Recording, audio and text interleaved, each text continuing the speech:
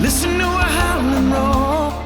The U.S. Navy Blue Angels Flight Demonstration Squadron is not only the world's most well-known group of elite performing aviators, it's also, and people forget this, a group of elite public affairs practitioners. Ultimately, we're in brand management, brand management of a very iconic brand, right? The team with 76 years of tradition and legacy. That tradition and legacy are epitomized by the Blue Angels' 6 blue and gold Boeing FA-18 Super Hornet fighter jets. And of course, the pilots who fly them. I feed off the enthusiasm and energy, trust me. The Blue Angels headline around 60 air shows in 30 locations throughout North America each year. And it takes a team of more than 150 Navy and Marine personnel to keep this adrenaline-soaked stunt show flying high. Among them is a small but extraordinary group of public affairs and media relations practitioners whose duties would literally make most strategic communicators faint. There are certain maneuvers in the demonstration where you are pulling a fair amount of G's. I kind of just put my camera down and just try and stay conscious because at that point, your camera weighs so much that you can't even hold it up anyways. Here on the Lead Balloon Podcast, we wanted to tell the story of the people who tell the Blue Angels story. We'll embed with the public affairs team at the Chicago Air and Water Show and become the first podcast to fly with the Blue Angels, as I find out firsthand just what it takes to do strategic communications at 500 miles an hour. I'm Dusty Weis from PodCamp Media. This is Lead Balloon, a podcast about compelling tales from the world of PR, marketing, and branding, told by the well-meaning communications professionals who live them.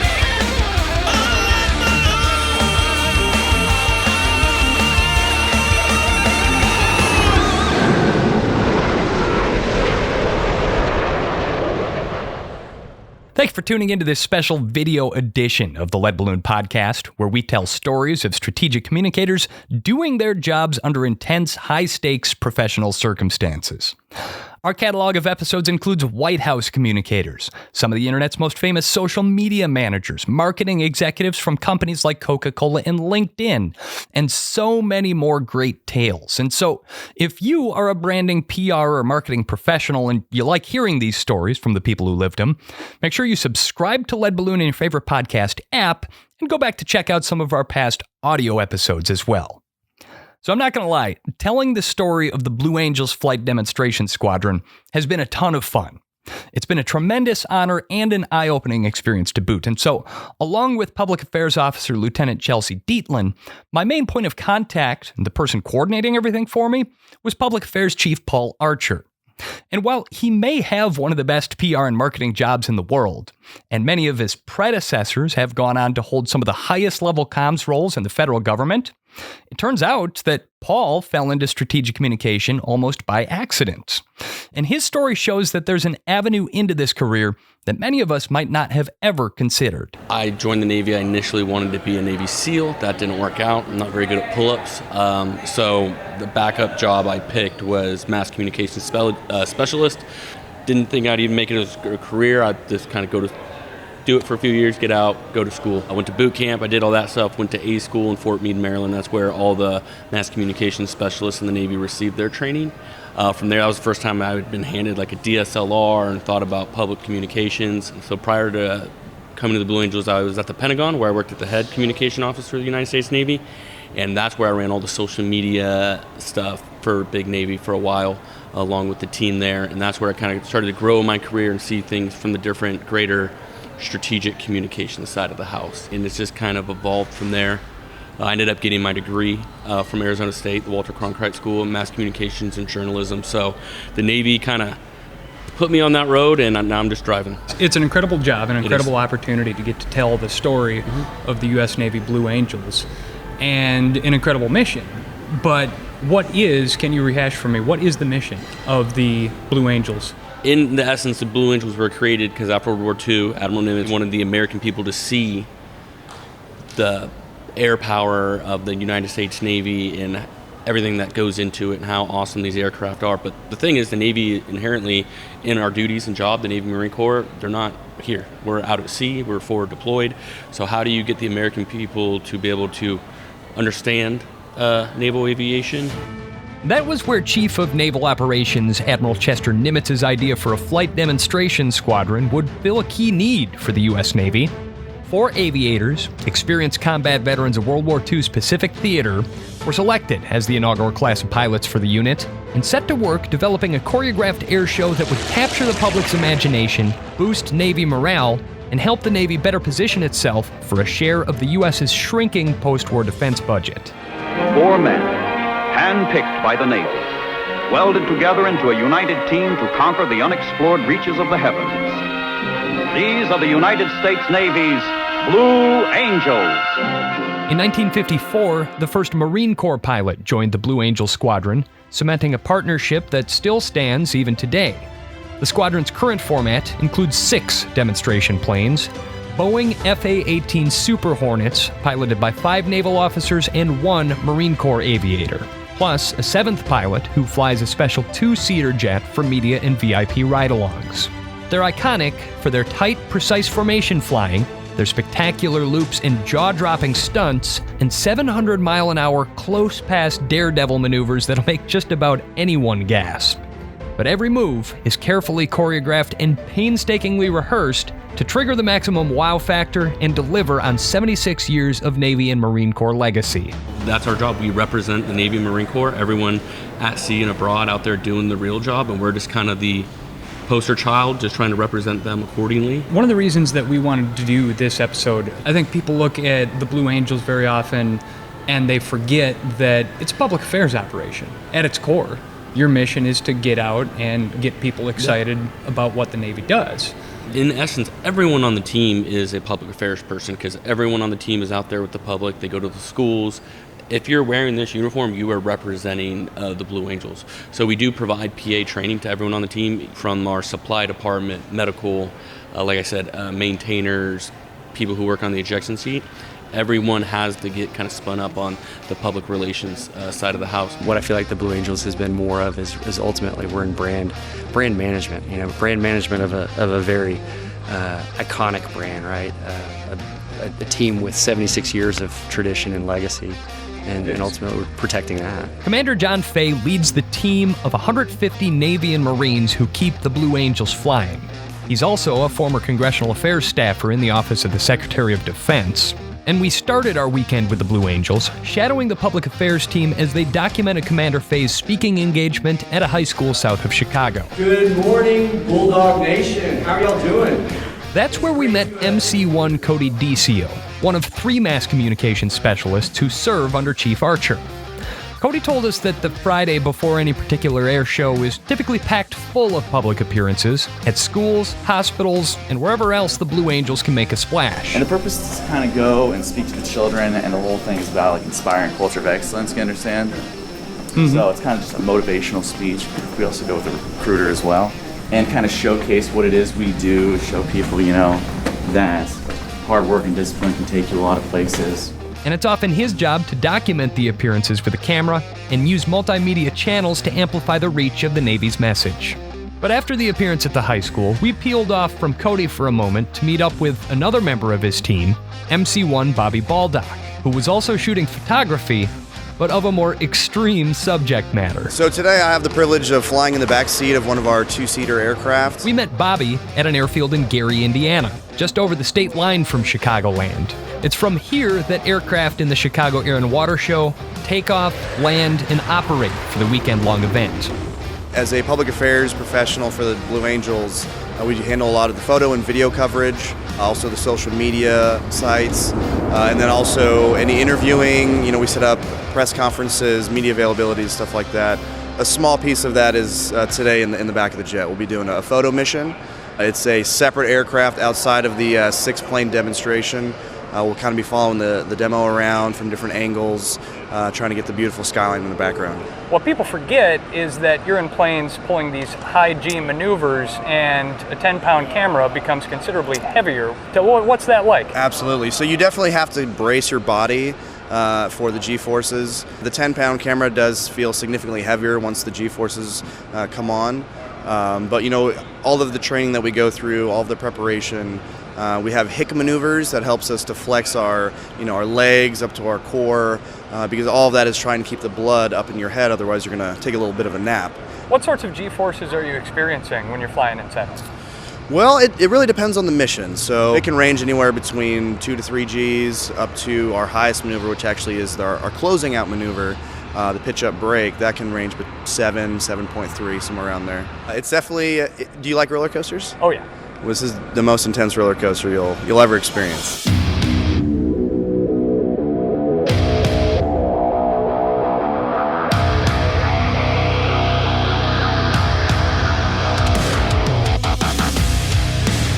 On adventure time. When he reaches the plane, Bobby hands his camera to number 7 crew chief Cameron Tuzon and bolts up a ladder into the back seat of the plane. Our 7 crew chief helps me get all strapped in. He does a little safety check, make sure all the harnesses are safe and tight and secure. Because we will be going inverted today, so I'm going to make sure I'm not hitting my head on the canopy. What other equipment you're wearing right now? You said you had to put on a special So we flight have safety harnesses. There's lower and upper straps that help in case of ejection. They help ensure that my legs come in tight prior to exiting the aircraft. And then are you wearing anything else under the flight suit as far as like blood flow, that kind of stuff? Nope, I just got my undershirt, my socks and boots. None of the pilots wear G-suits or anything, so in turn we don't wear G-suits in the back. Okay. Something different obviously than what they operate with out in the fleet. With Bobby's preparations complete, that meant it was almost time for the squadron to lift off. So we reconnected with MC1 Cody Decio, whom we would be shadowing for the next part of the day's itinerary, an incredible and storied exercise called the Ground Show.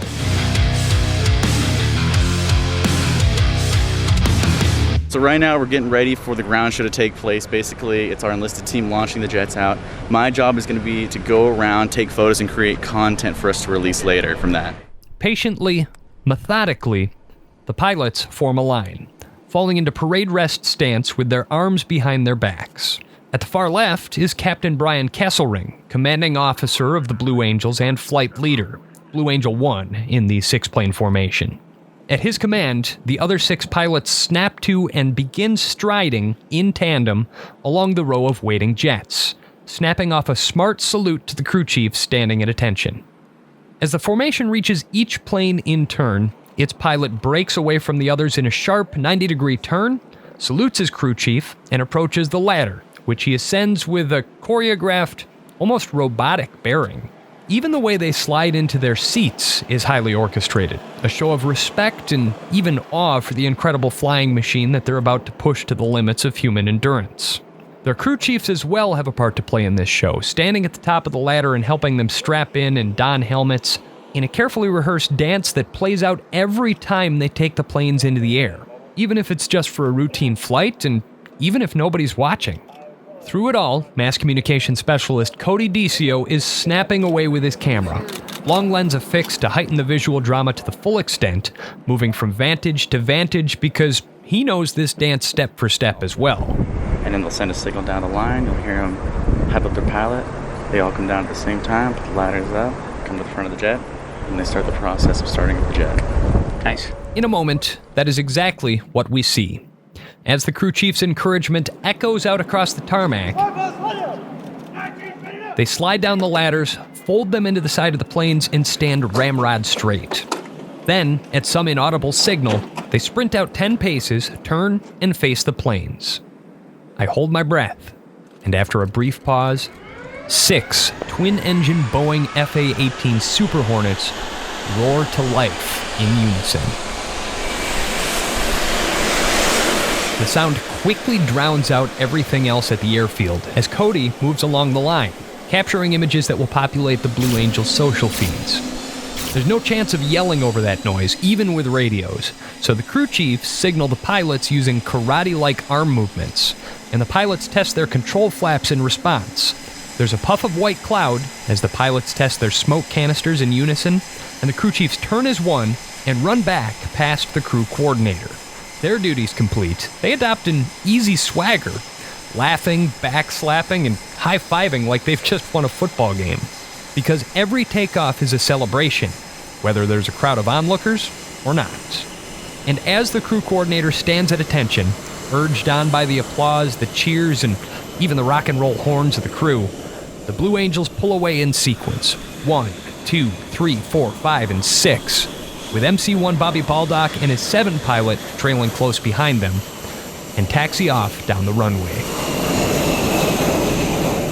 Bobby has his job to do up in the sky, and mass communication specialist Cody DCO still has his own set of duties here on the ground. All right, now we're gonna shoot the takeoff. Awesome. In another minute, we hear the planes screaming down the runway. First, 1 through 4 take off in their diamond formation, then the solos, 5 and 6 in tandem, and finally number 7 in the photo chase position.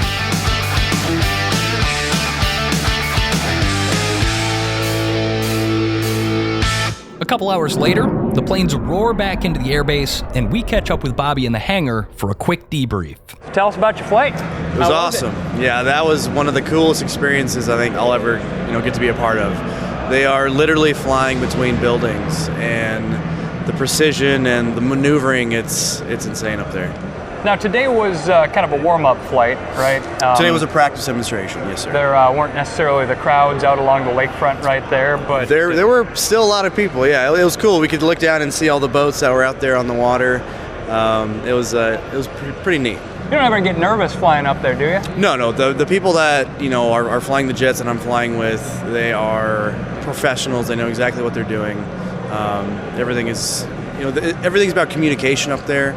So they're really good at saying, hey, some G's are about to come on, kind of brace yourself. So come back from a mission like this, obviously you're pretty wore out, pretty tired, a little bit sweaty. Yeah. You'll the AC is relatively good, but unfortunately they don't have air-conditioned seats. You're working out up there, right?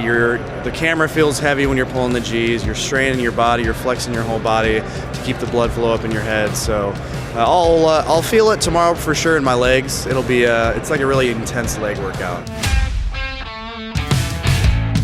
Spending a weekend embedded with the Blue Angels public affairs team left me wondering. Being the best of the best is more a piece of military culture than a piece of PR and marketing culture. Between Seattle, Hawaii, they were just in Chicago. These are probably the 3 hardest shows we're going to fly this year.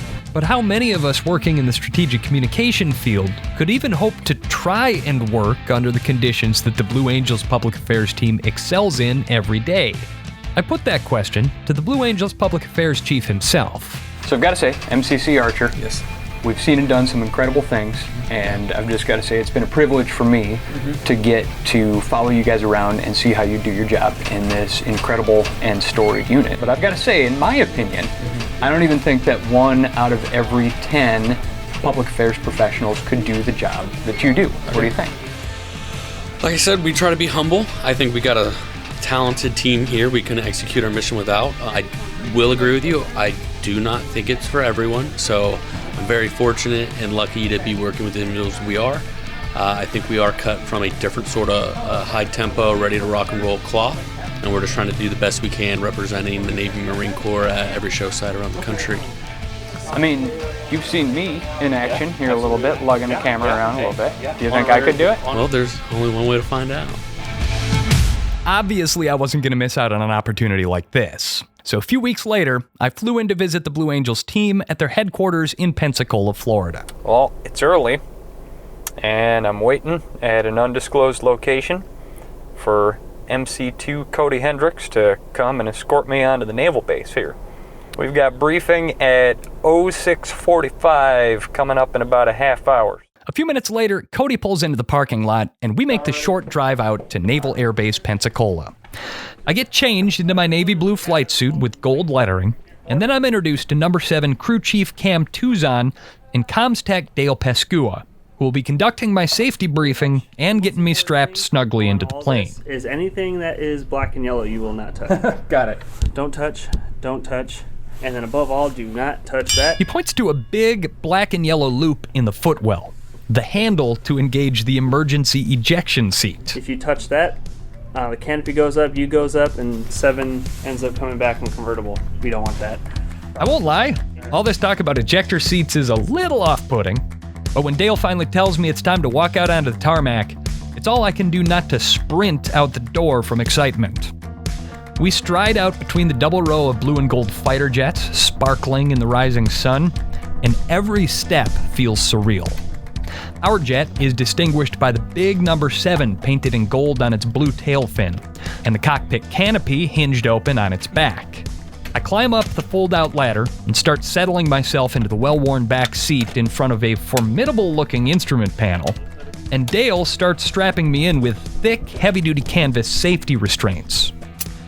All are strapped in and tightened down as the trainer jets in the next row begin warming up for their morning flight. This is an active airbase, after all. Finally, Cam springs up the ladder again and tucks 2 white plastic baggies into my leg harnesses. With this ride, sir, comes with the limited edition air sickness bags. And with me, the cargo, all strapped in, there's nothing left but to wait for the pilot to arrive from his briefing. I even have time for a quick FaceTime session with my wife and kids back in Wisconsin, much to the delight of the 4- and 2-year-olds. Hello.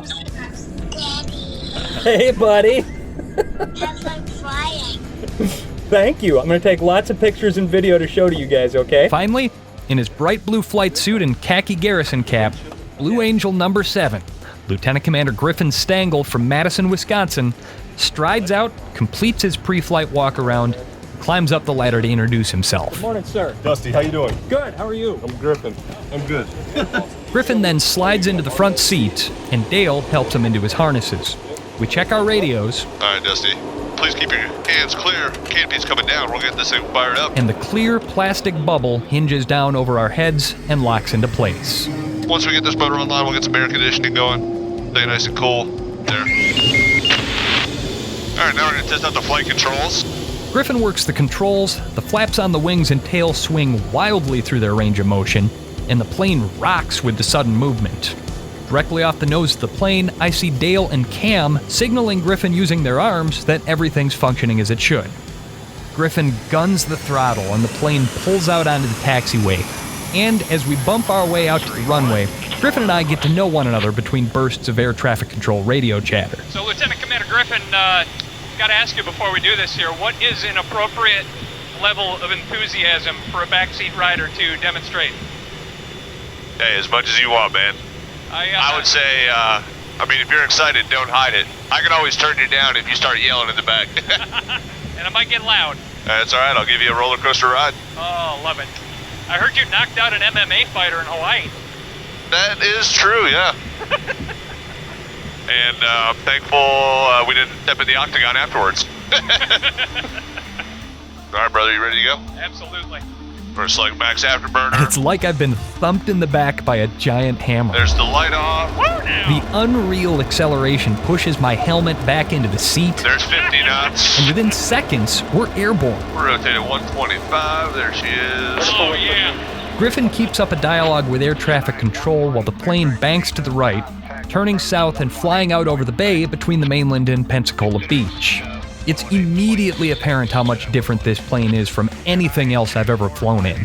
The way it moves through the air is effortless. There's no strain. The power from those 2 jet engines is smooth and more than capable of doing whatever Griffin asks the plane to do.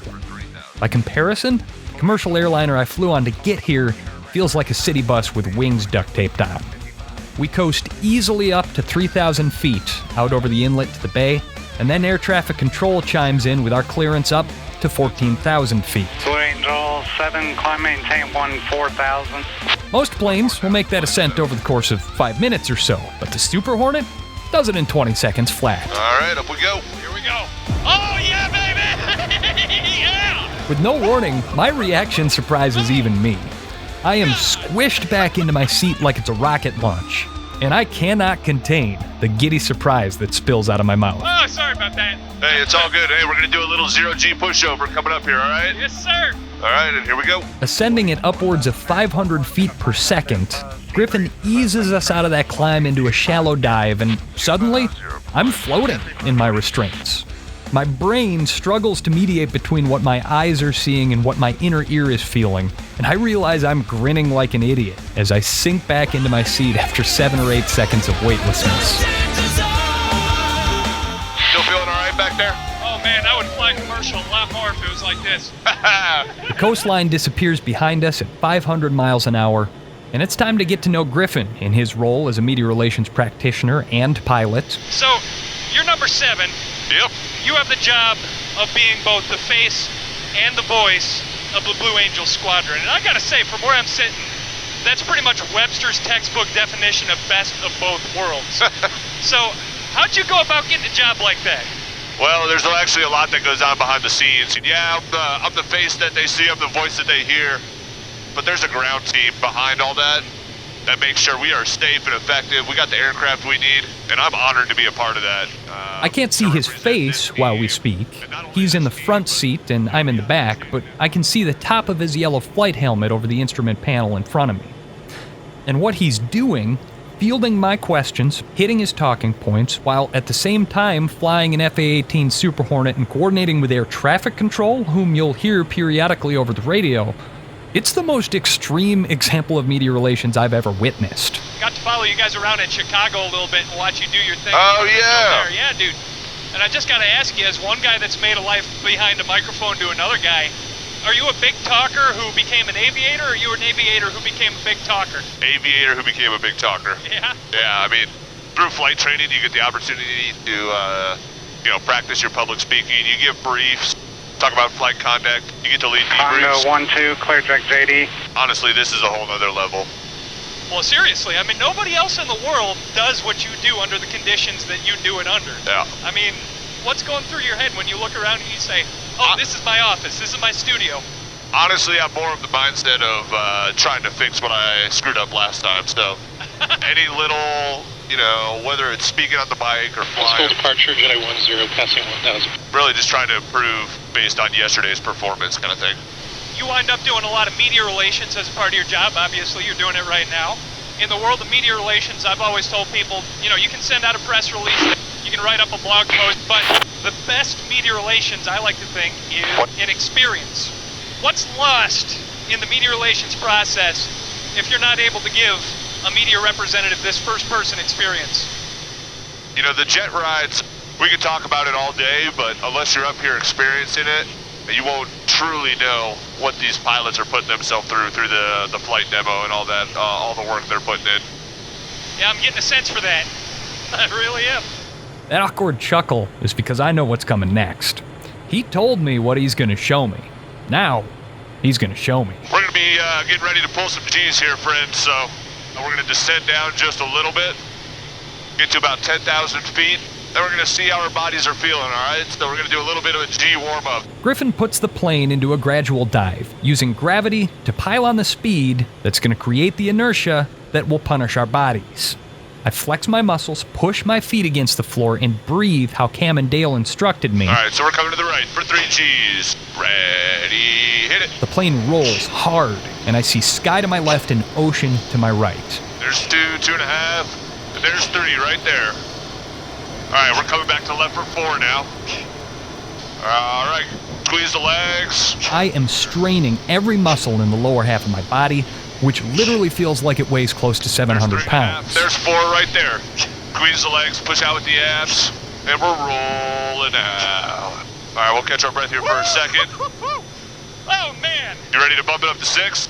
Give me 1 second. All right. I take a moment to resituate and catch my breath. Just a little bit of a workout. Oh, yeah. And I realize I am sweating profusely. When you are ready, sir. All right, we're coming to the right for 6 Gs. This means squeeze the legs, full G straight. Ready, hit it. This time the roll to the right is almost violent. There's 5.5. And the plane shakes as it's buffeted by the air. There's 6. The G's don't come on gradually. It feels like I'm being hit by 1,000 pounds of sandbags all at once. Brother, how you feeling? Started graying out a little bit, but, oh man, that was a lot. All right. I got real heavy there. How are you? Do you get gray during that, or are you just like cool as a cucumber? Yeah, the body gets used to the G after so many flights. So we're pretty accustomed to pulling these G's all the time. Oh man. Yeah. But the next thing I want to show you is a split S, all right? All right. What am I getting ready for here? About 4 G's, we're gonna roll inverted and then pull for the back half of the loop. You ready to go? Oh, hell yes. All right, here we go. Ready, hit it. This time the plane rolls all the way over. Oh, yeah! Griffin pulls up hard, which, since we're upside down, actually points the nose of the plane toward the ground and puts us into a steep dive. Trail if you look straight up. This is incredible! Yeah! Woo! Oh my god! Between fits of giddy yelling, I'm literally panting for breath, my head is spinning, and my normally rock-solid stomach is trying to recombobulate its cardinal directions. Oh, you know, you can talk about that non-stop. You can get briefed, you can be told what to expect. But until you do it. Then when it hits you, that is not even what I expected. Alright, well, next thing I'm going to show you. We're going to slow it down just a little bit. Nice, easy roll, alright? So all we're going to do, be about 2 to 3 G's at most. We're setting up for the Delta roll. And up we go. Imagine a giant invisible cardboard paper towel tube. There's 22 degrees nose high. Little push, little roll. The Delta roll takes us gradually around the inside of that tube with our feet facing out. As we're upside down here, just imagine there's 5 other aircraft flying formation off those gold wingtips right now. As we drift upside down through a complete 360-degree roll. And that's what these guys are doing day in and day out. It's not scary or violent like the high G turns. This is just majestic. All right, next thing I want to show you is the half Cuban 8, okay? We're going to go up, basically the first half of a loop. All right. And then once we are upside down, pointing the other direction, we're just going to roll upright. This is what the diamond does on takeoff, all right? All right. And up we go. More G-forces tug at my body, more clouds form rushing over our blue wings. There's 45 degrees nose high. We're flying straight up into the sky, and for the F/A-18, there's pure vertical. It's effortless. So we're pulling over the top. And if you look straight up, you can see our smoke trail where we just came from.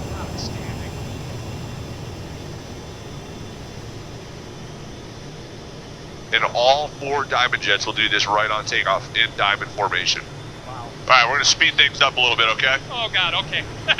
This is going to be a low G maneuver, but we're going to roll the aircraft as quick as it'll roll, okay? All right. All right, we're doing 2 other rolls to the left. Ready, hit it. The world rotates around us like we're a pig on a spit. There's 1.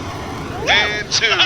In 4 seconds flat, we rotate twice. All right, a little pull as we bleed off some energy. No roller coaster can compare with this.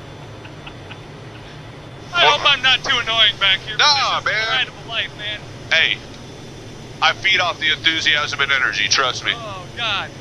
It occurs to my oxygen-starved brain that this is my chance to prove that I'm capable of doing my job under the same adrenaline-soaked conditions as the Blue Angels public affairs team. So, they told me that all the pilots have a call sign. Yeah. And it's a call sign that they earned. And that yours is push pop. Yeah. Tell me about that. Well, I'll tell you the long story, but the short version is I'm an ice cream eating champion. Okay. It was on a carrier. My stomach might have gotten a little upset afterwards. So it does happen to you. Well, when somebody challenges you to an ice cream eating contest, I'm not one to back down, you know? So with that, you know, I might have pushed myself a little bit harder than I thought I was capable of, you know? But you won. Oh, yeah. Okay, good. That's all that matters. I'm not a quitter. All right, we're gonna flip upside down, all right? Yes, sir. Just fly inverted for a little bit. Gonna roll out here.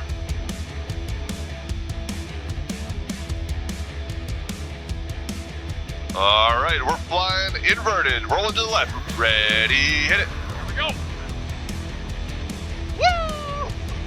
Woo! Just like that. This would never get old. Got the sky above us. Water above us. Yeah, not bad. Water above, clouds below. And we're rolling out. Little pull. Griffin demonstrates some more of the Super Hornet's low-speed handling capabilities. I get my camera out. Starting to feel like I've got my sea legs a little bit, and I need to make sure that I've got some cutaway B-roll to show for the trip after all. But I keep a tight grip, remembering a stern warning from Dale about how much damage a loose camera can do banging off the instrument's The next maneuver I'm going to show canopy. you is just a high alpha pass, all right? So high angle of attack. And what they'll do during the show is Blue Angels 5 and 6. They're going to slow it down to about 120 knots. And no kidding, a couple hundred feet off the ground, it'll look like they're almost standing still. 130.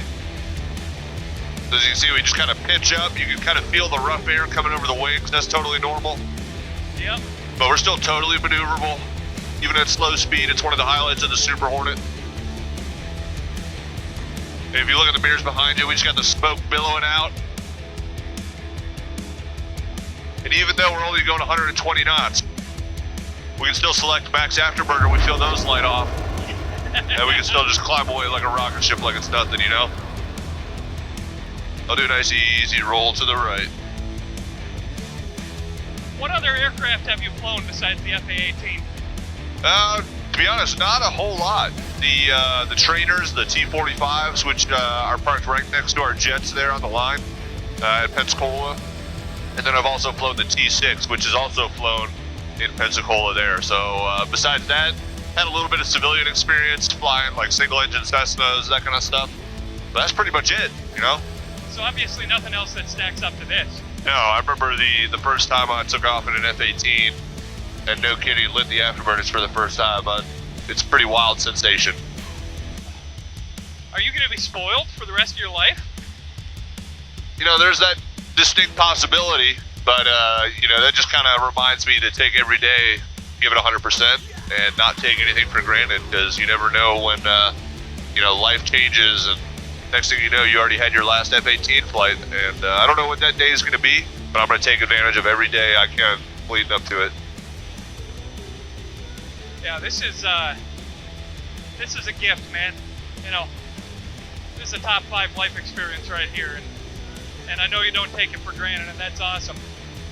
Well, but just before I black out or puke back here, I just want to make sure I thank you from the bottom of my heart for making this possible, because this is special. Well, I'm glad you're having fun, but the next one I want to show you is the minimum radius turn, all right? And all it is, it's a high G maneuver, all right? So as we do the 360 across the horizon, so we'll roll the aircraft 90 degrees angle bank to the left and basically just pull level. That first 90 degrees of turn, about 7 Gs, okay? Whew. So it'll be a full G strain. And then as we continue the turn, we're gonna keep going at about 5 Gs as we back it off just a little bit. But even though we're backing off from 7 to 5, you gotta keep that full G strain going, all right? I start my breathing, trying to get as much oxygen to my brain as possible, and put my head back against the seat. I know what's coming this time, and I know it's gonna hurt. You ready to go? Yep. All right, coming left for the mid-range turn. Ready, hit it. 1,200 pounds of crushing pressure hits me all at once. Immediately I gray out, and I'm seeing the world from the bottom of a long, dark tunnel. I'm still fighting for consciousness and flexing my legs. Even my limbs feel miles away. I hear Griffin taking his own G-strain breaths, but to me, everything's echoing. Even the skin on my face is being dragged down to the floor of the plane, but slowly, finally, the pressure eases. Colors run back into my vision, and the plane levels off with the horizon. Yeah! Yeah, baby! Oh my God! Nice work. How you feeling? Woo! Almost lost it there. Oh. Real nice work. We had 7 Gs on that one. Jesus Christ. Did you lose a little vision on it? Yeah, no, I definitely grayed out. And then, you gave me a break at just the right time there, because I was taking a nap. Well, I heard you working back there, so I'm pretty sure you didn't go all the way out. No, but really nice work. Oh. The full consequences of what my body just experienced catch up to me all at once. I am soaked in sweat. I cannot catch my breath. And a wave of nausea wells up to remind me just how close I came to blacking out. The laws of physics are rules, not suggestions. They cannot be broken, and they don't appreciate being defied. They will make you pay for hubris. I swallow a belch and try to power through. So you wind up taking a lot of media people out. Yeah, usually, you know, I do at least one media ride every air show we go to. How do people typically react? You know, you get the full, hey, I just want to go fly around, maybe do one loop. And then you get the people who are like, I want more G's. And I'm like, I can't, the jet won't give you any more. That's all I got, you know what I mean? There's some people who have gotten pretty stick right off the bat, and they just want to turn around and come home. And, dude, I totally get it. Do you get a good sense when you meet somebody how they're going to do up there? Can you look at them and be like, oh yeah, no, he's going to black out or she's going to be a champ? Not really, actually, because, I mean, it's all based on, you know, physical conditioning, hydration, and, you know, to be honest, like sleep. So if you're rested, hydrated, and in decent shape, you're probably going to do pretty well. And that's why we kind of do a little bit of a warm-up. We don't go right off the bat with 7.5 Gs. We save that for the end of the flight. I have no idea how Griffin is still so chipper. I feel like I've been hit by a truck. I was feeling great for the first 45 minutes of this experience, but that 7G minimum radius turn flipped a switch for me, and now I am struggling just to have a conversation. As professional communicators, it's our job to use our words to describe things to other people and to make them understand. And as I'm sitting here right now looking around me, we're flying through the clouds, the sun filtering down, ocean below us. I'm going to get home eventually. I'm going to have to sit down and pound out my feelings about this onto a keyboard and then recite that back into a microphone. I need some help. I need some help. How do you put to words this experience for the folks back home?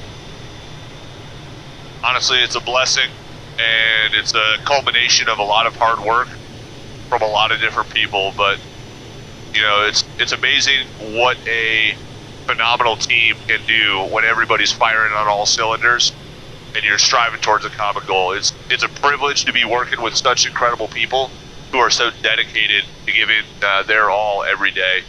And being able to stay a part of the Blue Angel team is just a true blessing. Yeah, I feel that. A privilege and a blessing. Lieutenant Commander Griffin Stangel nails it there. Even though I'm now feeling exhausted and quite ill, still panting from exertion, I can't help but look around in awe. We float surreally with the clouds and just as effortlessly as they do. And I realize I'm living a dream, both figuratively and literally. Figuratively because there was a time in my life when I aspired to be a fighter pilot, though ultimately the pull of a career as a professional storyteller won out. But literally because when you have that dream, the dream where you can fly, this is what it's like.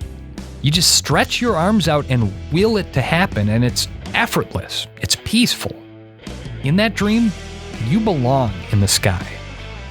The FA-18 Super Hornet is a machine that belongs in the sky. Where a commercial liner strains against gravity, the Super Hornet defies it. I fully understand now that the people who operate these planes are, on top of everything else, phenomenal athletes, tough, disciplined, insatiable.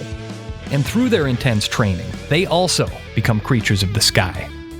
Up there, surfing among the clouds, this machine and its pilot were undeniably in their element.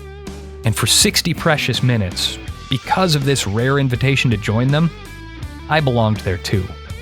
It was like coming home. It made a liar of me for every other time I've used the word transcendent in my life. Because this was transcendence. This was the definition of flight. What do you remember about your first flight?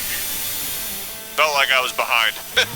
Like, just, you know, you do so many sims and you mentally prepare for what you're about to go do, but all the, you know, the sensations of flying the aircraft with so much power and just being able to maneuver so quickly, it's different, and it's an experience unlike anything else, you know?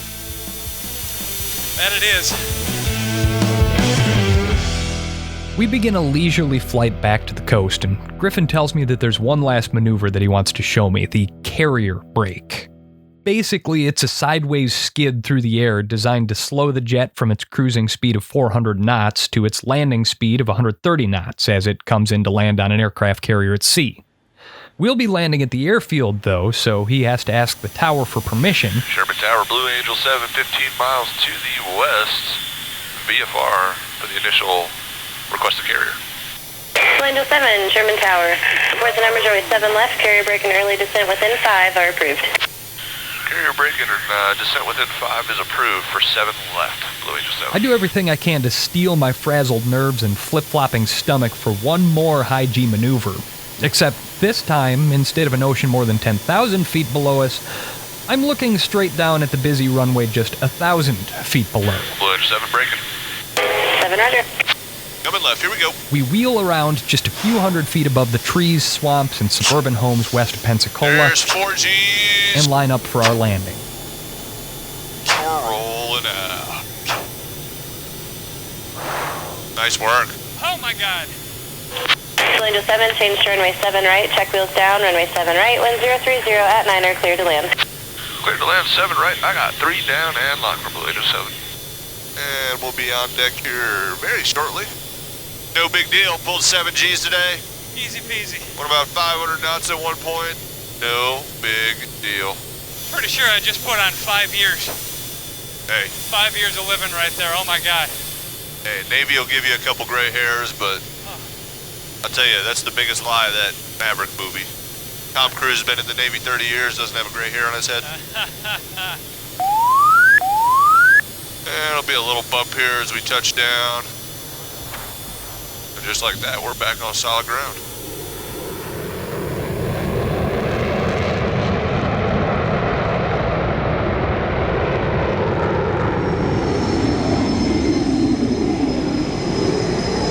Taxi back to that line of Blue Angels fighter jets.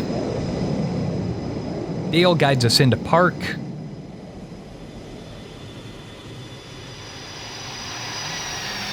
Griffin pops the cockpit canopy and I breathe in that warm Florida air. Even though I am exhausted and still a little ill, I am already sad that this experience is over. Griffin slides out of his seat and shakes my hand. Hey. Woo! Awesome job. Dale gets me unhooked from the restraints, and I climb down on shaky legs to the tarmac. There, I'm reunited with MC1 Cody DCO, whom we met when we embedded with the Blue Angels at the Chicago Air and Water Show. And he leads me back to the office complex, where I flop down on the couch and nurse myself back into shape with several cold glasses of water. As I'm recovering, I'm visited by MCC Michael Christopher Russell, one of the Blue Angels public affairs chiefs who coordinates the public affairs team. And he reminds me just how rare the air is that I've been breathing today. You know, we've had country bands since I've been here. We've had a variety of different officials, military reps. We've had social media influencers.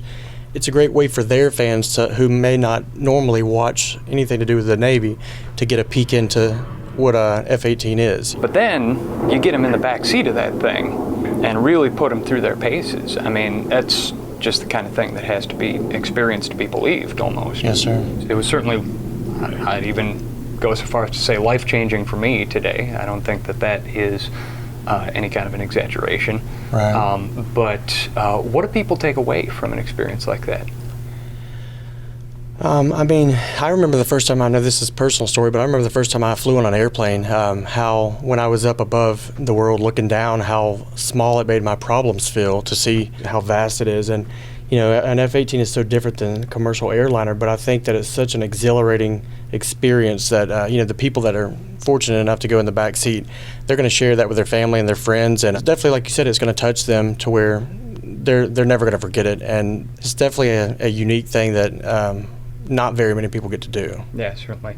Last question then, I guess, because I know that you've got to bounce here, but what do you absolutely love about your job? Well, most people on the team, they're constantly working on the maintenance of the jets. My favorite part of my job is that we get to tell the story of the people behind the scenes. It's not always just about the pilot of one of those jets. It's the people that are turning the wrenches underneath that jet are just as important as the chain of command. My favorite part about being on the Blue Angels in the Public Affairs Office is that we get to put that spotlight and move it around to the whole team. So I just enjoy being able to highlight the hard work of the sailors and Marines on this team. And let's not forget the people that tell the stories of the people that support the squadron, too. Yes, They're sir. part of that process, too. That's true. That I think gets overlooked a whole lot. Yes, sir. And that's why we wanted to do this podcast. So I thank you guys so much from the bottom of my heart for having me for this experience. It's just been a great day, a great couple of days actually spent with you guys. And I look forward to telling the story of the storytellers, I guess, as it were, for this one. Well, it's nice having you here, and we're glad to be here. Thank you, Chief Russell. All right, sir. Appreciate Thank you. To tell the story of the world's most elite flight demonstration squadron, the Blue Angels public affairs team has to be elite in their own right. A small team with a big mission. These men and women work grueling hours and handle innumerable duties, from on-site photography and social media to print publications and even hand calligraphy on commemorative posters. The list of other duties as assigned seems unlimited for this team, but they're also called upon to endure the same brutal in-flight working conditions that the pilots themselves endure. Tip-top top physical conditioning, and the ability to maintain mental acuity and discipline under exhausting circumstances. It all adds up to a public relations and marketing operation that most of us in this field would be hard-pressed to handle. I'll admit, I barely hung on to any semblance of composure, and I sure wasn't doing my finest professional work in that jet. So what did we learn? That an experience is the most powerful media relations practice. That, in strategic communications, perfect execution may be impossible, but with discipline and practice, excellence is attainable, even under the most intense circumstances. And of course, that extremes forge unbreakable, unflappable communicators, and that those life experiences are of incalculable value. Having had this firsthand experience, I have a new respect for the elite level at which these men and women perform, and a new appreciation for the power that strategic communications has to change lives. And I hope you do, too. The Lead Balloon Podcast is produced by PodCamp Media, where we provide branded podcast production services for businesses. Our podcast studios are located in the heart of beautiful downtown Milwaukee, Wisconsin, but we work with clients all over North America. PodCampMedia.com to learn more. Find PodCamp Media on social and make sure that you're subscribed to Lead Balloon on Apple Podcasts, Spotify, or wherever else you get your podcasts so that you can catch our monthly audio episodes. If you liked the video podcast thing that we did here, make sure to let us know. We might do more of them then. We're going to be back with new episodes of Lead Balloon in 2023. Probably a few bonus clips before then, too, so definitely make sure that you're subscribed. And if you've got a PR and marketing story that we ought to be telling on this show, please reach out. But until the next time, folks, thanks for joining us on this adventure. I'm Dusty Weis.